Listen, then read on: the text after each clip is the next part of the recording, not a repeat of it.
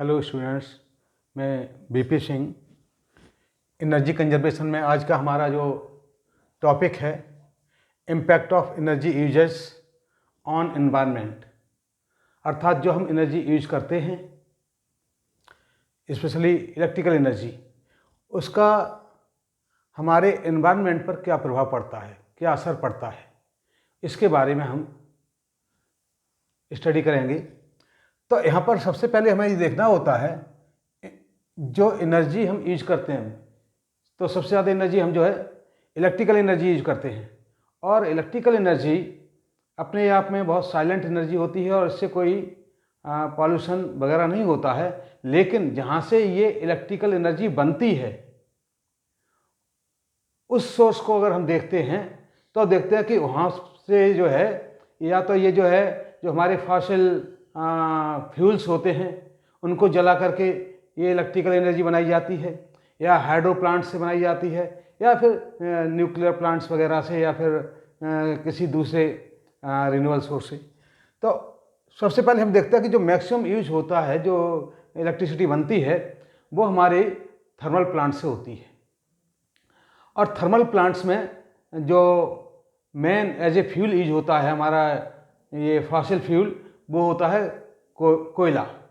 तो ये जो कोल हम यूज करते हैं, एक कोयले को यूज करते हैं, तो जब कोयला जलता है तो इससे बहुत सी गैसें निकलती हैं, जिसमें कार्बन डाइऑक्साइड मेन गैस होती है और कुछ परसेंटेज में हमारी जो है ये नाइट्रस ऑक्साइड, ये जो गैस होती हैं ये बहुत ज़्यादा मात्रा में निकलती हैं और ये जो एनवायरनमेंट में जाती हैं, एटमॉस्फेयर में जाती हैं।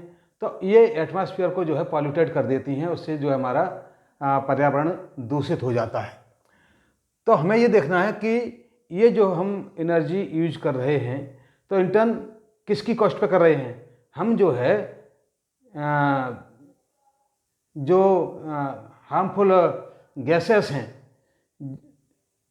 जो कार्बन डाइऑक्साइड है, जो नाइट्रस ऑक्साइड है, जो CFC वगैरह हैं, ठीक है। तो ये जो गैसेस होते हैं, CFC मीन्स फ्लोरोकार्बन्स।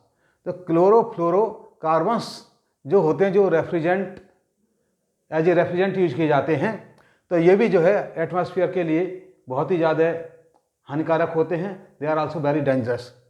तो यहाँ पर हमें देखना है कि हम एनर्जी तो यूज कर रहे हैं इलेक्ट्रिकल एनर्जी, लेकिन जो इलेक्ट्रिकल एनर्जी यूज कर रहे हैं, जो हम अप्लायंसेस यूज कर रहे हैं, उनसे भी, जैसे हम बल्ब जलाते हैं, ठीक है, तो ये बल्ब वगैरह भी जो है CO2 इमिट करते हैं कुछ परसेंटेज में, कुछ मतलब ये रेशियो में ये भी कार्बन डाइऑक्साइड को जो है पैदा करते हैं और वायुमंडल में छोड़ते हैं, जो हमारे इलेक्ट्रिकल इक्विपमेंट्स होते हैं वो भी।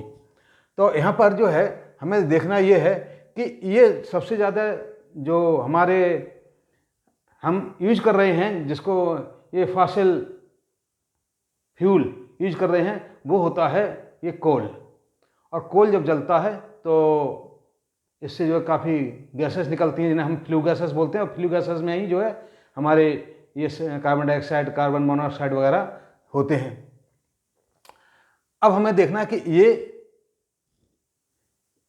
जो जहाँ से सोर्स है, जैसे थर्मल प्लांट्स वगैरह हुए, तो थर्मल प्लांट से तो जो है ये पॉल्यूशन होता ही है। इसके अलावा जब हम एनर्जी यूज करते हैं तो कहाँ कहाँ से जो है ये पॉल्यूशन हो सकता है, कहाँ कहाँ से जो है ये जो डेंजरस गैसेस हैं वो कहाँ कहाँ से निकलती हैं, इमिट होती हैं कहाँ कहाँ से।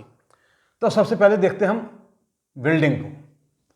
बिल्डिंग में हम देखते हैं कि जो बिल्डिंग होती है, चाहे कॉमर्शियल हो, डोमेस्टिक हो, रेजिडेंशियल हो, तो उसमें लाइटिंग की व्यवस्था होती है, ज़रूरत पड़ने पर हीटिंग की, कूलिंग की और एयर कंडीशनिंग का यूज करते हैं। तो ये जो lighting, heating, cooling, air conditioning, इनका जो हम यूज करते हैं, तो ये जो यहाँ से भी हमें जो है ये carbon dioxide gas, CO2 gas, ये इमिट होती है। तो ये भी जो है एटमॉस्फेयर में जाती है, और जब ये एटमॉस्फेयर में जाएगी तो उसको पॉल्यूटेट करती है। तो इसके लिए जो है जो मेन एमिशन होता है वो होता है CO2 और NO2, या इसके NO3 वगैरह भी, इसलिए हमने इसको NOx लिख दिया है। और इसके बाद जो एसी में जो गैसेस का यूज़ किया जाता है, ये रेफ्रिजरेंट, एज ए रेफ्रिजरेंट जो हम यूज़ करते हैं वो CFC या क्लोरोफ्लोरो कार्बन, इनका हम यूज़ करते हैं, केमिकल्स का। और ये जो है F11 F12 ये काफ़ी डेंजरस होते हैं। और ये जो है हमारे आगे चल के बताएंगे कि ये जो है हमारी जो ओजोन लेयर है, ozone layer O3, ozone layer को सबसे ज़्यादा जो है उसको डिस्ट्रॉय करते हैं। अच्छा, अब हमें देखना कि जैसे जैसे हमारी सुविधाएं बढ़ती जाती हैं, हमारा जो है एनर्जी कंजम्पशन बढ़ता है। जैसे जैसे हमारी ये फैसिलिटीज़ वगैरह बढ़ती जाएंगी, एनर्जी कंजम्पशन बढ़ता चला जाएगा। और जैसे जैसे हम एनर्जी कंजम्पशन बढ़ाते हैं तो उसमें क्या होता है कि जो हमारे विश्व का जो रिजर्व सोर्स है, जैसे कोयले का भंडार होता है, कोयले का भंडार हुआ, या हमारे पेट्रोलियम का भंडार हुआ, या CNG गैसेस वगैरह का जो है, ये नेचुरल गैसेस का जो भंडार है जिसको रिजर्व कहते हैं, तो वो जो है जल्दी खाली होगा, क्योंकि ज़्यादा एनर्जी हम यूज करेंगे, इलेक्ट्रिकल एनर्जी यूज होगी, ज़्यादा इलेक्ट्रिकल एनर्जी प्रोड्यूस करनी होगी। ज़्यादा इलेक्ट्रिकल एनर्जी प्रोड्यूस करने के लिए ज़्यादा हमें जो है फ्यूल चाहिए, और वो फ्यूल जो है किसी भी फॉर्म में हो सकता है, लिक्विड में फॉर्म में हो सकता है, सॉलिड फॉर्म में, या फिर जो है हमारी गैसियस फॉर्म में। तो ये जो जितना भी हमारा सोर्स रिजर्व है वो उतनी ही जल्दी जो है खाली होगा। इसका मतलब क्या है, उतनी जल्दी ख़त्म होगा। तो हमें जो है, और ये जो वर्ल्ड एनर्जी रिजर्व ये जो है लिमिटेड है, ये अनलिमिटेड नहीं है कि हमेशा चलते रहेंगे। इनका जो है एक टाइम पीरियड है। तो जैसे पिछले लेक्चर में हमने बताया था कि जो वर्ल्ड एनर्जी रिजर्व, अगर हम कोयले को देखते हैं तो वर्ल्ड के पास जो सोर्स है, जो उनके पास भंडार है, वो जो है 113 ईयर्स तक, लेकिन अपने पास जो है हार्डली 50 ईयर्स तक ही जो है इंडिया में ये यूज हो पाएगा। इसके बाद ये ख़त्म हो जाएगा। और इसके बाद जो है जो दूसरे हमारे पेट्रोलियम गैसेस हैं, तो उनके लिए तो जो वर्ल्ड में जो स्टोरेज या भंडार है जो अंडरग्राउंड है, जिसको हम निकाल सकते हैं, तो वो तो जो है ये ऑलमोस्ट 50 ईयर्स के लिए है। लेकिन हमारा तो जो है ये 20 ईयर्स के लिए भी नहीं बचा हुआ है इंडिया के लिए, इंडिया में। और जो दूसरी नेचुरल गैसेस हैं तो वो भी 52 ईयर्स वर्ल्ड के लिए हैं, लेकिन अपने लिए तो वो जो है 16 ईयर्स के लिए भी जो है ये जो अपना रिजर्व है, तो वो जो है 15-16 ईयर्स के लिए ही है। इसका मतलब इसके बाद जो है ये एनर्जी जो कंज्यूम हो जाएगी। तो इस केस में जो हमारा अगर सोर्स ही ख़त्म हो जाएगा एनर्जी, इलेक्ट्रिकल एनर्जी का, तो हम जो इलेक्ट्रिकल एनर्जी कहाँ से लेके आएंगे, इसके लिए फिर हमें अल्टरनेटिव सोर्सेस पर भी जो है ध्यान देना होगा। लेकिन यहाँ पर हम देख रहे हैं कि जो हम अभी यूज कर रहे हैं उसके लिए जितनी ज़्यादा एनर्जी कंज्यूम होगी, कंजम्पशन जितना ज़्यादा होगा, उतना ही ज़्यादा हमारा जो है एनर्जी का जो रिजर्व है भंडार, वो जो है उतनी जल्दी खाली हो जाएगा। तो यहाँ पर जो है इसके लिए हम क्या काम कर सकते हैं कि जो ये जो हमारा एनर्जी का, जिसको हम कोयले का या जो है पेट्रोलियम का या फिर जो है नेचुरल गैसेस का जो भंडार है वो जल्दी ख़त्म न हो, इसके लिए हम क्या काम करते हैं, इसके लिए रिमेडियल एक्शन होता है कि जो भी हम बिल्डिंग बनाते हैं तो वो जो है सबसे ज़्यादा they should be more economical, means इस तरह से बनाई जानी चाहिए कि उसमें जो है नेचुरल लाइटिंग की व्यवस्था हो, ठीक है। और मैक्सिमम जब एक्सपोज होता है तो हीटिंग भी अपने आप ही होती है, सनरेज का यूज किया जाता है।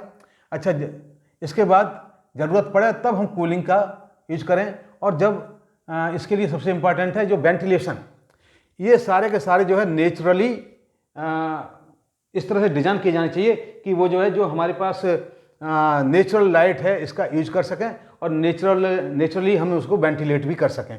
लेकिन अगर जो है हम ये नहीं करते हैं, कंजेस्टेड बना दी, इसका डिज़ाइन सही नहीं है, तो उस केस में क्या काम करना पड़ेगा, हमें लाइटिंग के लिए भी जो है ये इलेक्ट्रिकल एनर्जी की ज़रूरत होगी, हीटिंग के लिए भी, कूलिंग के लिए भी, और वेंटिलेशन वगैरह के लिए भी एग्जॉस्ट फैन वगैरह लगाने पड़ेंगे। तो ये जो है, जो चीज़ हम अवॉइड कर सकते हैं या कम कर सकते हैं, ठीक है, तो हमें ये चाहिए कि मैक्सिमम जो हम नेचुरल जो लाइट है उसका यूज करें, और जो एयर फ्लो इस तरह का होना चाहिए कि एयर फ्लो जो है वो इजीली हो, जिससे कि वेंटिलेशन भी जो हमारा इजीली हो जाए। इसके बाद पहला तो हमने इम्पैक्ट देख लिया कि हम यूज कर रहे हैं बिल्डिंग्स में। दूसरा देखते हैं हम कि इंडस्ट्री में भी यूज करते हैं इलेक्ट्रिसिटी को, ठीक है। जब हम इंडस्ट्री में यूज करते हैं तो वहाँ पर भी जो है, इंडस्ट्री में वैसे भी अगर हम देखते हैं तो उसमें जो ये जो फॉसिल फ्यूल्स ये भी बहुत यूज होते हैं। जब ये यूज होंगे तो क्या होगा कि इससे भी जो है ना, जो हमारे पॉइजनस गैसेस होती हैं वो इमिट होती हैं, डेंजरस गैसेस हैं वो वहाँ से निकलती हैं, उनका उत्सर्जन होता है। तो इनका यूज जो है हमें रिड्यूस करना पड़ेगा। इसका मतलब हमें जो है, जो हमारी डिपेंडेंसी है फॉसिल फ्यूल जो कोल पर, तो उसका हम जो है यूज कम करें, और जो अल्टरनेटिव सोर्स है जैसे हाइड्रोलिक पावर वगैरह है, ठीक है, और इसके बाद जो जिसको बायोगैस वगैरह का हुआ या सोलर एनर्जी का है, उसका यूज हम ज़्यादा करें।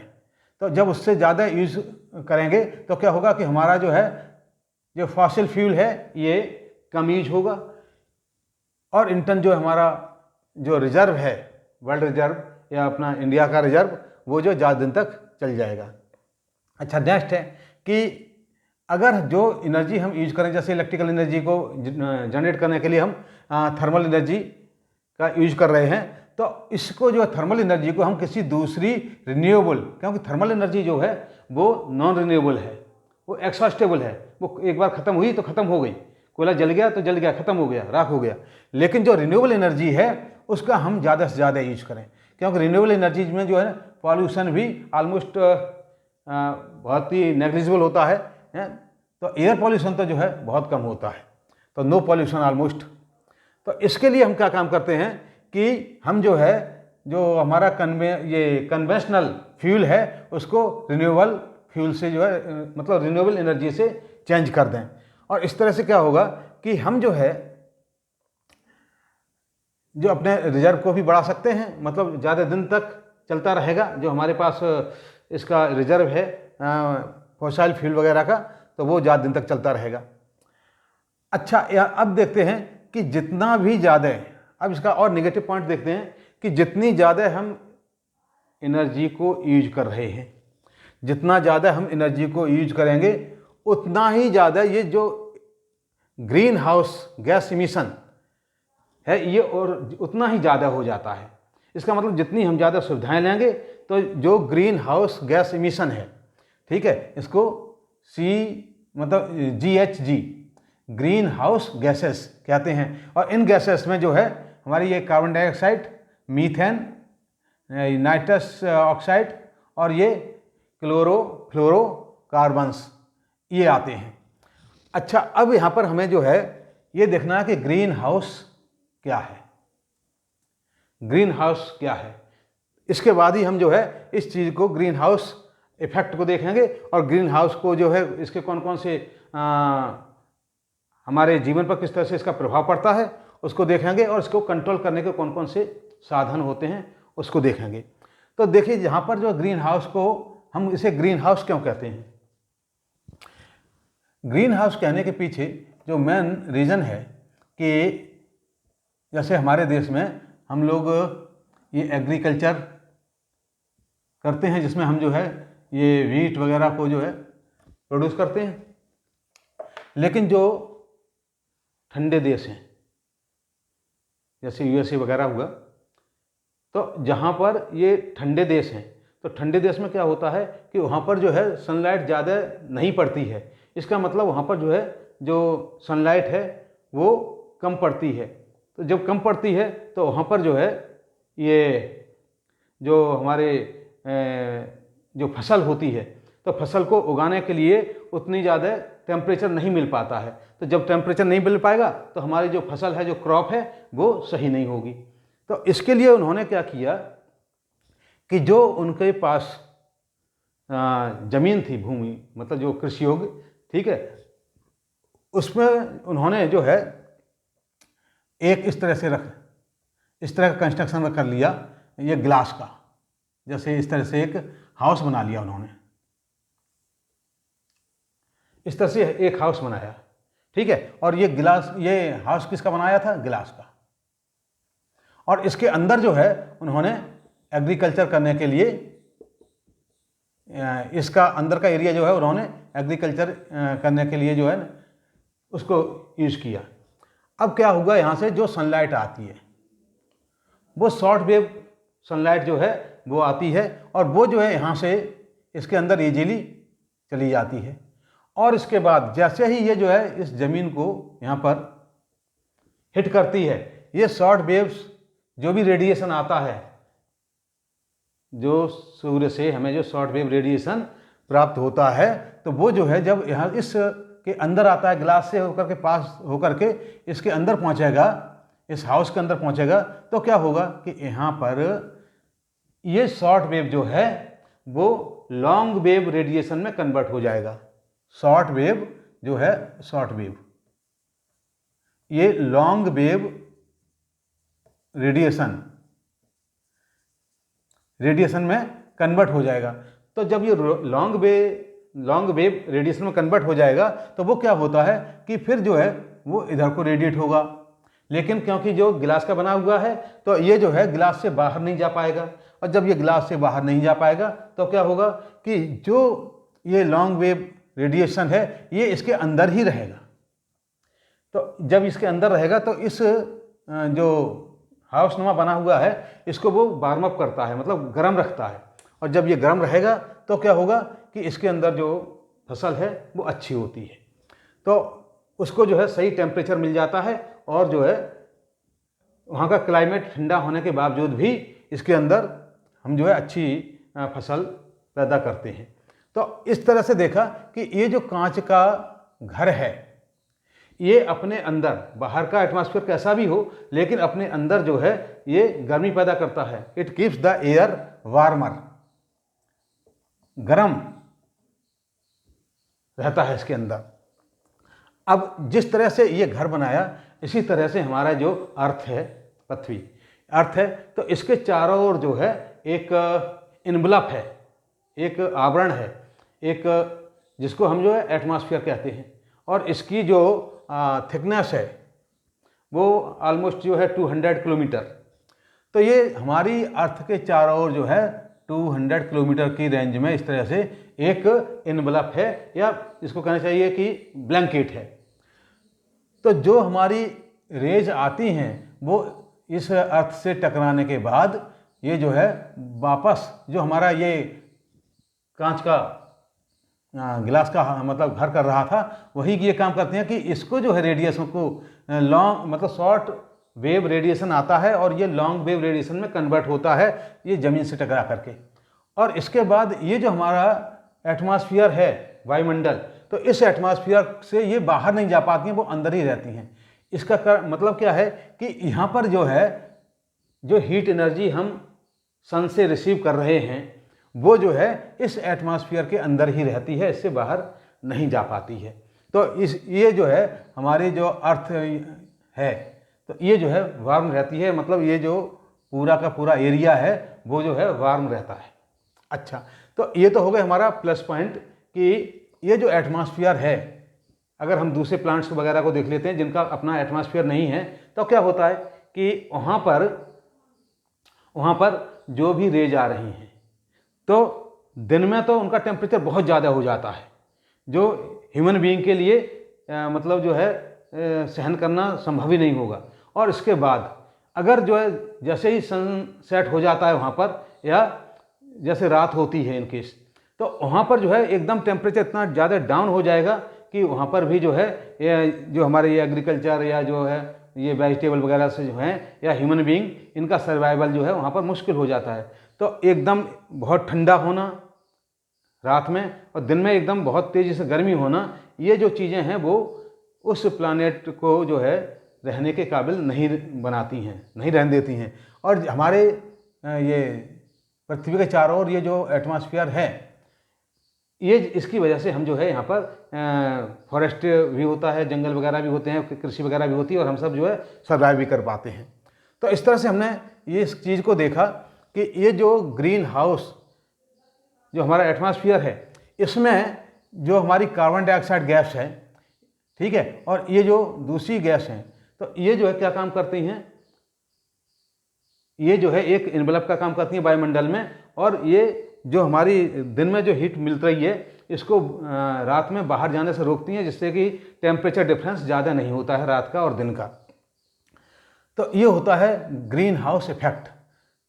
इसका मतलब कि अगर ये गैसें नहीं होती तो ये जो इफेक्ट है वो जो है एटमॉस्फेयर में देखने को नहीं मिलता।